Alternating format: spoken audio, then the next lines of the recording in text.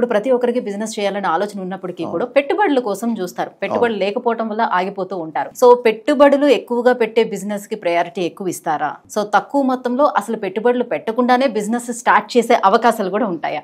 మాటలు, మన mind set, మన స్కిల్స్ ఇవన్నీ కూడా దీనికి మెయిన్ ఇన్వెస్ట్మెంట్ అవే. అన్నిటికంటే ముఖ్యం టైం. ఆ టైం ఇన్వెస్ట్మెంట్ తోటే జీరోతో వచ్చి ఈరోజు వాస్తవంగా ఒక ₹1,00,00,000 మెర్సిడీస్ బెంజ్లో నేను ఆ లైఫ్ స్టైల్ మెయింటైన్ చేస్తున్నాను. సూపర్. ఒక 1 CR మెర్సిడీస్ బెంజ్ కారు. అయితే ఇక్కడ మెయిన్ మనం చేయాల్సింది ఏంటంటే ఇన్వెస్ట్మెంట్ లేకుండా ఈరోజు ఏంటంటే ఇన్వెస్ట్మెంట్ పెడితే అది వస్తుందో రాదో తెలియదు.